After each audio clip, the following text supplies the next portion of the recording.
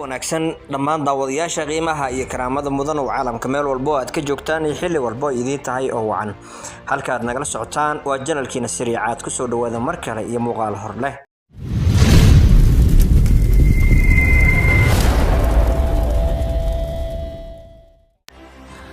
aad baad ugu mahadsantihiin sida sharafta leh aad ula socotaan channelka iyo habsami socodka aad u wadaan hawsha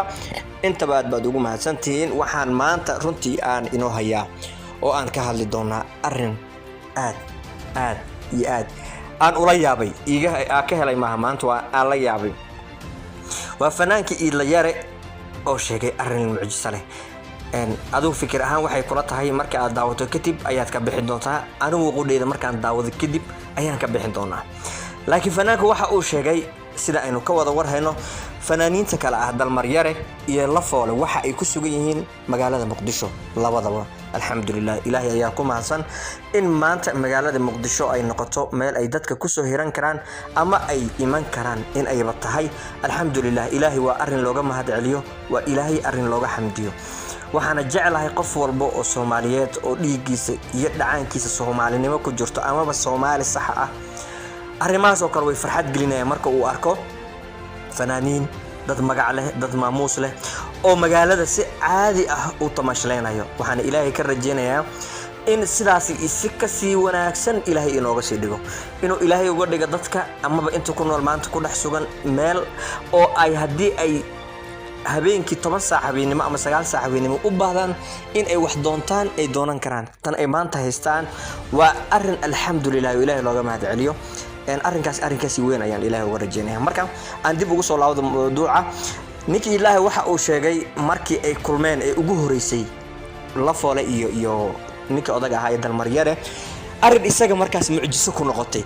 inay labadooda isku darsameen oo kala saari waayay cid allaali cid Lafoole ah iyo cid allaali cid Dalmar Yare ah adigu kulli waa la qabi doontaa ama waad ka hor iman doontaa marka ugu horeyso horta waxaan doonayaa barnaamijkan waa xaraabo waxaan doonayaa horta ilaa Idla afkiisa bal anigu ma yaan sameysanayaa mise isaga leh haye Idle maxaa tira Lafoole hay iyo Dalmar Yare xamar soo arkeen hay soo boodeen hay waa ishagareen hay labadii ma xagal ka soo markii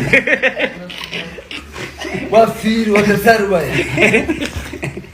حقو عيبان بعده دمر لكن حقو دير نو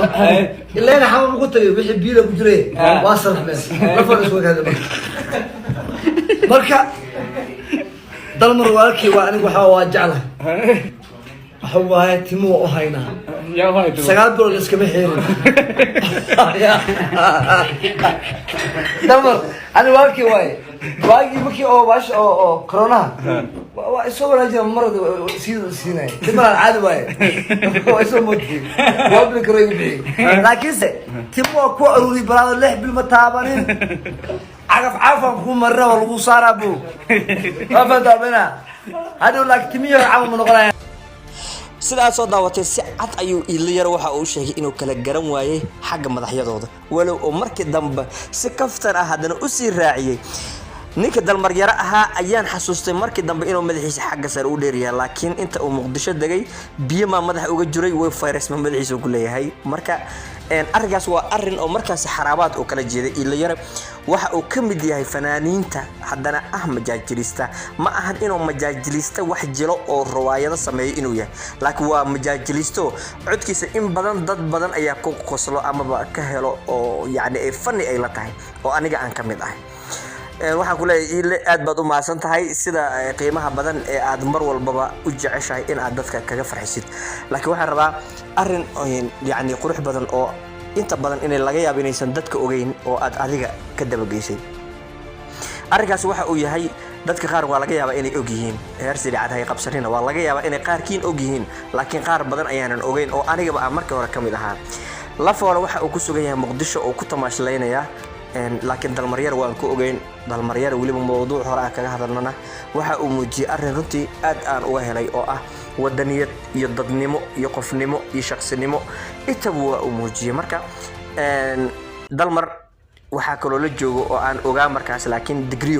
oo ay meelo badan ay tageen xitaa dad waxay la kulmeen oo runtii maanta waxaa moodaa dadka famoska ah inay in badan fahmayeen horta waxaa jirto in yar oo qurbaha iyo joogto oo yacni balaayo iyo baas iyo waxaan la arag dalka ka sheego oo baaba dalka ka soo qaado laakiin inta kale ee arkaysa ayaa wanaagsan ilaahay waxaa ka rajaynaynaa horta idinkana aad ku ducayn doontaan in ilaahay maanta meesha uu taagan yahay meel ka sii saraysa uu istaajiyo dadka maanta is haysto oo siyaasiyiinta ah ay siyaasadda isku haystana mar walba waxaan rajaynaynaa inuu ilaahay qalbigooda soo tusiyo inay dad Soomaali ay yihiin maanta dalka meesha uu marayana dad dhiigoodii ay ku soo gaareen yacni in ay dad dhiig intay u horeen ay dalka si uu nabadan ku noqon lahaa ay u soo dadaaleen marka kaasi dhiigiisa habaabiinina inta markaasi dadaalkaasi iyo juhdiga soo galisa dalkan waxaanu leeyahay ilaahay inta dhimatay ha u naxariisto inta nool waxaan leeyahay dadaalkiina wiligiin ha ka harina dalkiina idinka ayaa leh annaga ayaa leh dalka waynu wada leenahay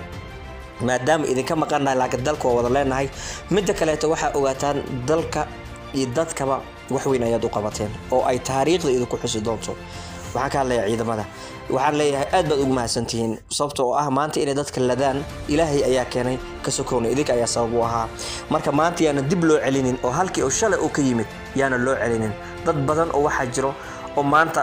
u soo baxay oo dalka u yimid in ay ku raaxaystaan ku nastaan ku nagaadaan maanta marka dadkaasi dib ha u celinina idinkana dadkan siyaasiyiinta ahna dhamaantiinba waxaad u timideen marka horeba si yacni si dhayal ayaad u timideen kursigan waa idinka badan yahay qof walbana waqti ayuu leeyahay isku daya inaad isku sabartaan isku daya inaad isku naxariisataan inaad isku tanaasushaan isku daya waxyaabo badan oo waxa jiro la idinkaga baahan yahay inaad isku daydaan ilaahayna waa ka rajaynayaa inuu qalbiyadiina soo tusiyo waxa aad tihiin horta iyo dadka aad tihiin iyo dadka ina mas'uul idinka aad ka tihiinba intaba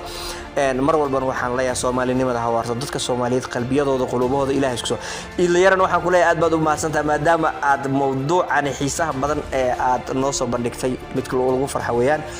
fanaaniinta iyo inta ku sugan ee magaca leh ee markaasina ay rajeynayaan inay sawirada quruxda badan ee magaalada ay ka bixiyaan waxaan leeyahay aad baad ugu mahadsantihiin dadka waxaad tihiin dad ku dayasho mudan ayaa tihiin waana sababta aan mar walba u jecelahay inaan idinku amaano Soomaalinimada sababta oo ah qofkii markaas ka maqan waxa ka muwaadinsan qofka ku sugan dhib iyo dheefba dalkiisa ku qaadanayo waxaan rajaynayaa ilaahay inaan meesha aad taaganahay kor oo inooga sii wado oo hore aan u sii socono maca inta maqan ayaa imaanayso oo xaqiiqa ah imaan doonto insha Allah taas ayaana ilaahay ka sugeynaa oo aan ka rajaynaynaa marka reer sariicad idin kala aaminta iyo ducada xaqiina way yalla baqiilan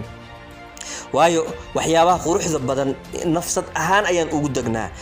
marka waxaan mar walba aan idin sheegayaa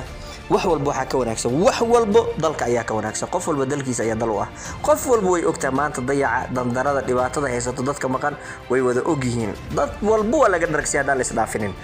marka waxaan ilaahay ka rajaynaynaa inuu dalkeena si nabdoon nooga sii dhigo oo aan ku laaban karno doorashadeena xor iyo xalaal oo ilaahay inoogu soo dhameeyo ayaan ilaahay ka rajaynayaa reer sariicad waxa idin la tahay hadalka iidle iyo waxaad kala baxdeen intaba xagga hoose aad nagula wadaagi doontaa wixii ducana waa dhankiina